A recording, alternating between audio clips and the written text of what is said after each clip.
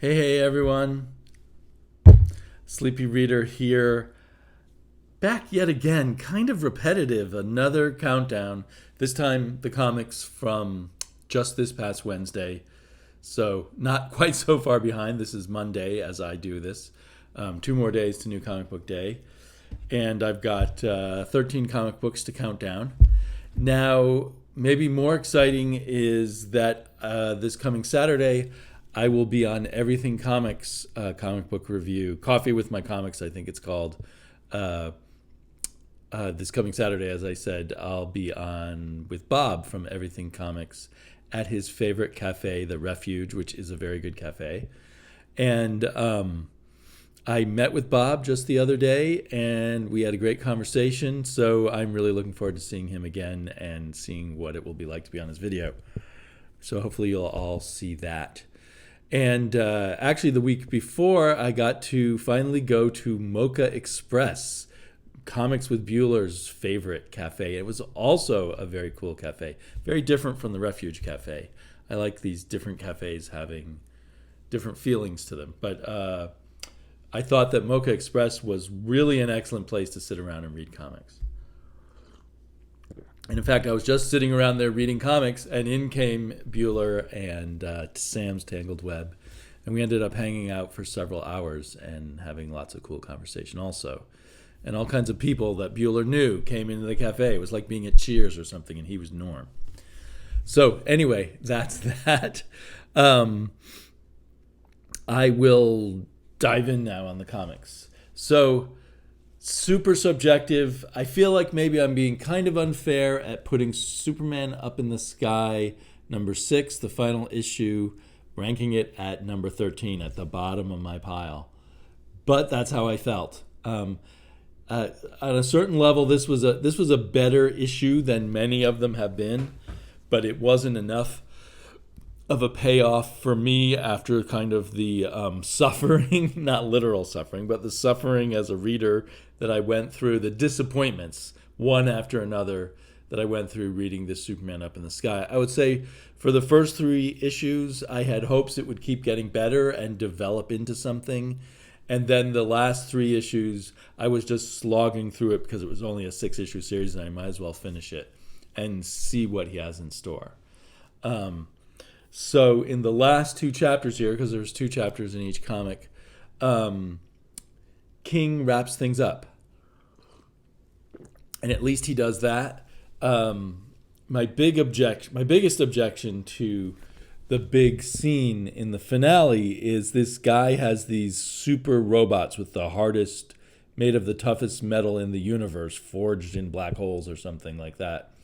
And Superman's beating the robots one by one, and meanwhile we're shown on Earth as one by one all the other superheroes on Earth are totally and easily defeated by these robots. So only Superman can fight them. No, not Wonder Woman, not Batman, not Supergirl. They're all helpless. So the only logic of why Superman can beat them over, say, Supergirl is because I'm Superman. And that's it. That's all Tom King has up his sleeve.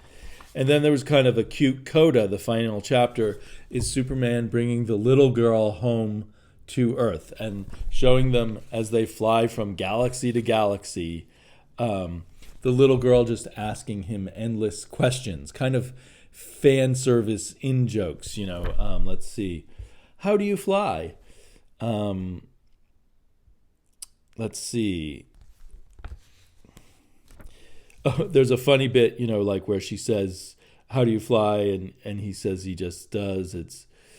And she says, it's like physics, something has to push back to go forward. Isn't that right?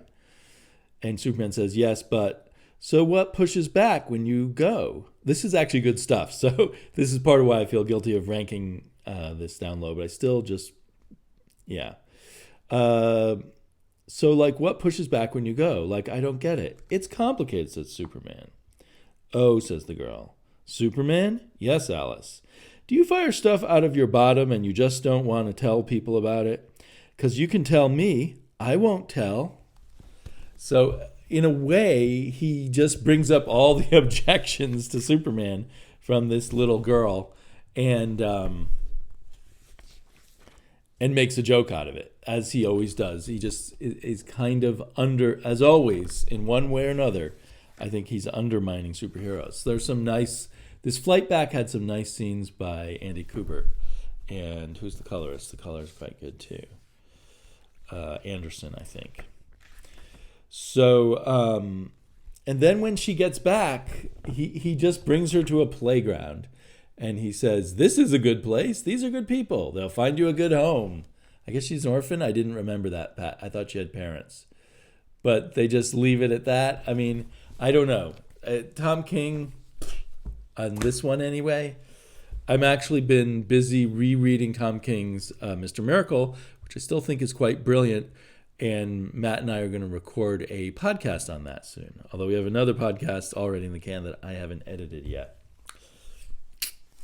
Okay, in at number 12 was Crone. And maybe if I were a little more less bitter against Tom King's Superman, I might have ranked this one at 13 because it was just kind of It was okay. You know, maybe if you hadn't read 1,000 fantasy stories like I already have, you might have gotten more out of it.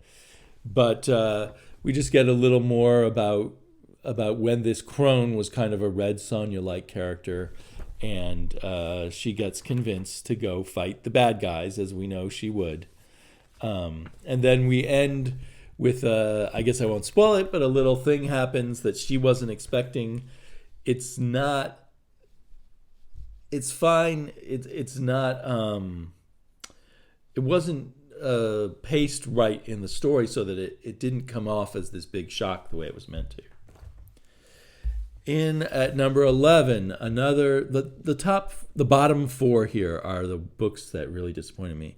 The Worthy Thor. I was really looking forward to, I saw that Walt Simonson was on it. I thought he was actually the artist. He's just the artist on the cover. But it has some pretty cool art by, what's his name? Mike Hawthorne? Yeah, Mike Hawthorne. Inked by Sal Buscema, who I double-checked. He is still alive. I think he's happily retired. He's my mom's age. And but I guess he comes back every once in a while to ink something. I know from interviews I've read with him that he really enjoys inking now. The colors were excellent by Tamara Bonvillain, but the story by Simonson was a total toss-off without really any significance or meaning. I just didn't care about it. It was fun to see Beta Ray Bill again. It was fun to see Odin drawn that way. But this is an anthology. That was the best story in the bunch. Then there was a Thunderstrike story by the classic Thunderstrike team, Tom DeFalco and Ron Frenz. But again, just such a throwaway story that I just felt sad. I don't know what any of this has to do with the Worthy Thor. I guess these are various people who were worthy other than Thor, Odin's son. We're just getting little stories about them. For no particular reason. I don't think it adds up to anything. And then finally we get a story with kind of cool art and coloring, especially the art. The coloring could have been even better, but it was... The coloring I liked the least was the one on Thunderstrike. I don't know. It was trying to evoke old school coloring, but the color choices, which colors were contrasting with which other ones just didn't work well for me. I noticed color a lot on this issue because I love the first color. That was basically my favorite thing of the first story was Tamara Bonvillain's coloring. Or Tamara, I don't know. So this one, Rule for Reflection, it was, I guess, somewhere early in the Lady Thor, She-Thor. I forgot what people had nicknamed it, but basically when Jane Foster was Thor a while back.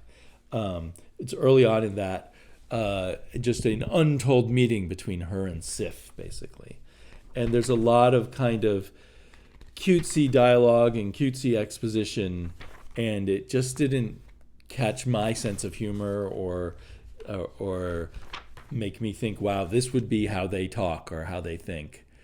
And again, Minor didn't tell me anything. Anyway, so I don't quite get why they did this Worthy Thor one-shot. Just to kind of get people excited for a new reboot of Thor that will be by Donny Cates. I think it's by Donny Cates. And I am excited to check that out, but this did not add to my excitement. It lessened it a bit. And speaking of lessening of excitement, but actually it was those first. No, it was this one also was one of my disappointments. Conan Serpent War.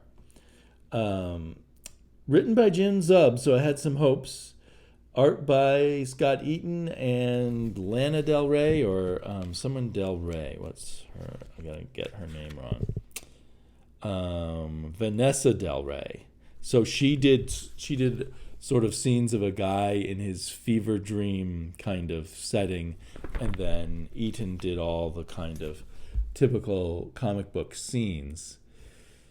And at a glance, they look okay, but there was something there wasn't much flow to the artwork and the storytelling. Anyway, this, I wasn't planning to get this. I like the cover. I wasn't planning to get this. I guess it's the first appearance of Black Agnes or Dark Agnes. I'm pretty sure she's never appeared in comics before. She's a very obscure Robert E. Howard character. Robert E. Howard is the creator of Conan. Solomon Kane is another one of his characters. He's a Puritan warrior who's very religious and fighting on the side of God, in his own mind at least, from whatever period the Puritans first arose in Europe. And then, of course, Conan and Moon Knight, for some reason, not created by Robert E. Howard. I heard someone think that maybe this was the first appearance of Solomon Kane, but he had his own series, plus various short appearances in things like Savage Sword of Conan. He had his own series in Color Comics, but I forget under what rubric, like Marvel Premiere or Marvel Spotlight or something like that. And if I remember correctly, that was drawn by Howard Chaykin. Anyway, I felt this was mostly bad storytelling in the art and perfunctory storytelling in the writing, just sort of whatever you have to do to hit the deadline, I suppose, of the massive number of comics that Marvel likes to pump out. Maybe a better colorist could have made the art a little more exciting. It was all just perfunctory, I think. There were something kind of cool about the Vanessa Del Rio stuff, which was colored by actually one of my favorite colorists, although I wouldn't have guessed it. What's his name? The colorist from Middle West, Jean-Francis Bilot. He's a very good colorist, but he couldn't do much to make this. He made it look nice he only colored these pages, the ones by Del Rio, so it would have been nice if he colored the whole thing. But the stuff didn't suit the story. Now, I wasn't planning to buy this. The reason I bought it is because after seeing Jared Osborne show it off, I had to run out to one of my other comic book stores and get the True Believer version of Valley of the Worm, even though I have 2 copies of this somewhere in my boxes.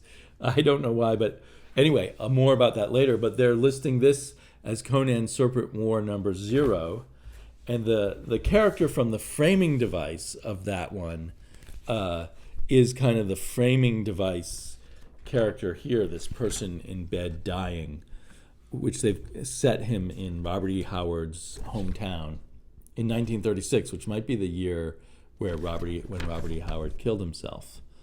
Yeah, the colors there look pretty beautiful. So anyway, this made me a little sad, and even more so in comparison to issue 0, The Lair of the White Worm. As I said, more on that later. In at number 9 is Capra. The pattern here, this is now number 3, which is like, number 35, really. And the pattern here continues of me just thinking Capra may have kind of done all it can do already, and it's just maybe spinning its wheels. It's still just fun to see the wacky art. It's fun to see the take on a lot of 80s and 90s ideas from comics, and maybe 70s and 60s too, to some degree. But we've seen that all along with Capra, and it doesn't seem to me, now maybe if I read everything from Capra rather than the bits I have, it doesn't seem to me like it's ever going to add up to anything more than it already is, which is fun, but how many issues of that do you need to get? I don't know. Yet I'm not willing to let go of it, actually, because I do have fun with the art. I just keep wishing for something. I don't know what. But, it also occurs to me as I keep reading it, I might start getting more out of it as I learn as I go, so to speak. One really cool thing in it was this recounting here, brief recounting of Michel Fife's correspondence with Steve Ditko through written letters, and how he wished he had corresponded with Norm Breyfogle, who also, I guess, had passed away. I didn't realize Norm Breyfogle had passed away, but I thought that was pretty cool. Inferior 5, number 4 comes in for me at number 8.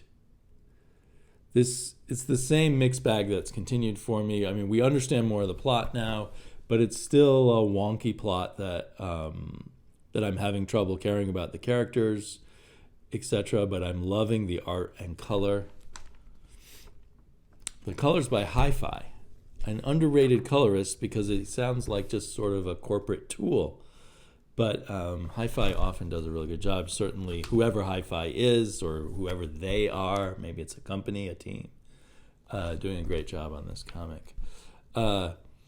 I'm even less getting stuff out of the part drawn by Jeff Lemire about Peacemaker, which I had kind of high hopes for. But it's full of cool visuals. The last issue had the big kind of pseudo-Starro thing. Let me see if I can find the most startling image. In this one is this guy. What is he, like Moonhead or something? That's pretty awesome to look at. So I'm craving more of this Keith Geffen artwork and storytelling, but with a better story. Sort of exactly what I probably said the last time I talked about Inferior 5. Then, in at number 7, coming closer to fulfilling what I might have been, it's Conan the Barbarian 2099, which, there's this whole 2099 series from the 90s that is now being revived somehow by Marvel, and I don't understand what they're doing there because I just am not following all the ins and outs of what Marvel does. But this was written by Jerry Duggan, so I picked it up because of that, because I've liked what he's done in other comics with Conan. And this was not bad in terms of the writing. It was interesting. This assumes that Conan will stay in our time and then still be alive in 2099 and have carved out his own kingdom. Apparently somewhere maybe in Mexico and the southwest of the United States, which by 2099 is just kind of burning up from global warming. But there's a lot of clever touches here, and it involves the Nova Corps, which I guess everyone from the Nova Corps who's on Earth is dead, but Conan finds a helmet and goes on a quest.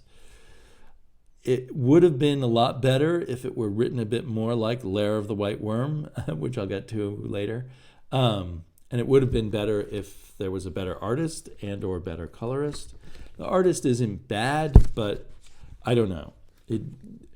The story just feels like it lightly floats across the pages, perhaps. So anyway, I had fun reading it, but I could have seen how it could have been even better. In at number 6 was Ruby Falls. And judging from my reading, this is Ruby Falls number 3 out of 4. Nice cover. As I mentioned last time, really enjoying the coloring by Lee Lowridge on this. It's written by Ann Nocenti. By issue 2, this is pretty dense, actually, because issue 2 felt like, compared to some of these comics, like 4 or 5 issues had passed. But by issue 2, I was really kind of into it and the mystery involved. But there's kind of a solution to the mystery early in issue 3, and then the story kind of meanders around. And by the end of the story, we come back to one of our loose threads from issue 2, and then it feels like there's some more focus there. So I enjoyed this, but my attention lagged a little bit. It wasn't gripping me as much because of that loosey-goosiness, which perhaps is a thing for Ann Nocenti, at least the modern Ann Nocenti. But I remember hating some recent comics she did at DC, but this is nothing like that. It's still always very interesting. I think there are places here where she's trying to make statements about the place of women in the past in society in small towns and women in the present in society in small towns, both of which have their bad sides for sure. And one weird thing is, like, how small is this town? Because it seems to have its own mob. Maybe there's a lot I don't know about organized crime, and maybe there's a lot more organized crime in small towns than I realize. Or maybe Ann Nocenti's kind of off base on that. Anyway, it was a lot of fun. If it had been more focused, it probably would have been even higher in my esteem. Everything, that last one, Ruby Falls, and this one are Dark Horse's Berger books, edited by Karen Berger. And I think she's definitely producing most of the good books from Dark Horse right now. Like that Crone one was not a Berger books, and kind of emblematic of some of the problems with Dark Horse, I think. As someone mentioned to me, I know exactly who, 64-page special, mentioned to me that you're always going to have problems with the endings of high-concept stories. I think a lot of what Dark Horse is doing right now is these high-concept stories done in 4 issues that don't necessarily pay off and aren't fully gelled yet. Anyway, I've run into quite a bit of disappointment with Dark Horse comics lately, but not with the Karen Berger ones so far. We'll see how both of these end. It looks like maybe everything's going to be 5 issues. I'm not sure. And Ruby Falls has 1 more issue to go. So everything is by the same writer of She Could Fly, which was really cool. And it takes a completely different approach. But it's starting to make sense. It's starting to gel. I'm starting to track who all the characters are and such. So it's really weird. It's very David Lynch-esque, for lack of a better word. And I'm really looking forward to seeing how it all comes together. It may be kind of a high concept story in the sense that the town is taken over by this Walmart-like store in 1980. But it's just so weird and odd that I feel kind of open to accept wherever it's going at this point. Kind of surprisingly, in at number 4 is more Jerry Duggan doing Conan. This one is Savage Avengers, and it seems like it's a constantly shifting cast in Savage Avengers now, with Conan always at the center. So, I can't remember. Last issue, well, I know in the giant size annual we had Black Widow and Elektra. Now we've got Conan, Doctor Doom, and Doctor Strange. Seems closer to being the Defenders than the Avengers to me, if you had to define it. And I love that cover. Unfortunately, the art on the inside isn't that good, but it is quite good art by Patrick Zurcher, and he seems to... I felt like he was still working on where he wanted to go with Conan as an artist in the issues of Savage Sword that he did, but he seems to really be working it out well now. Maybe he enjoys doing the Doctor Strange quite a bit, I think, and the Doctor Doom.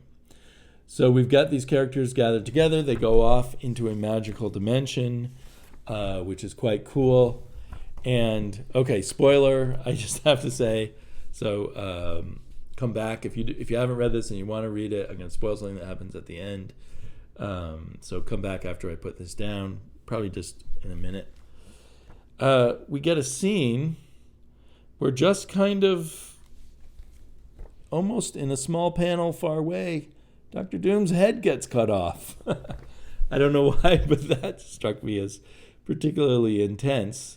I guess somehow it's what's going on here is going to be undone, because obviously Doctor Doom not only is a mainstay as a villain, he has his own comic right now. But yeah, I continue to be surprised by how much I like Savage Avengers.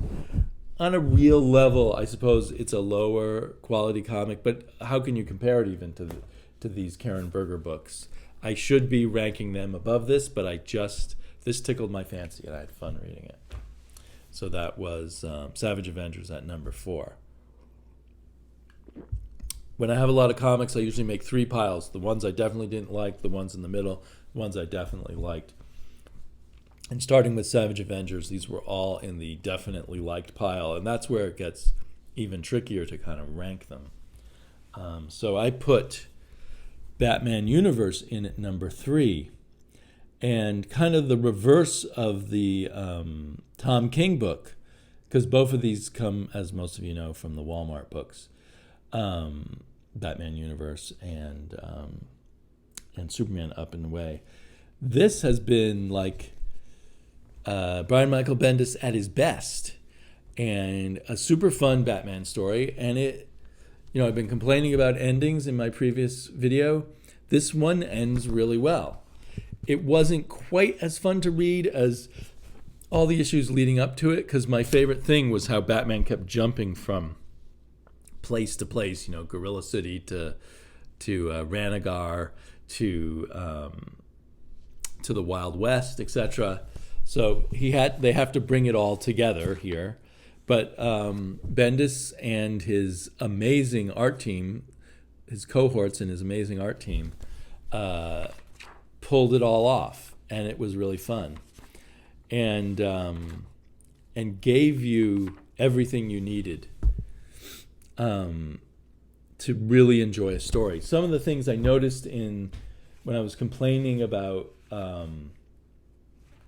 say, the Conan Serpent War, is it felt like there wasn't enough material placed in everywhere to connect the dots. Maybe they felt it was too obvious, but they weren't doing a good enough job of storytelling without that. But this is like a complete comic book story.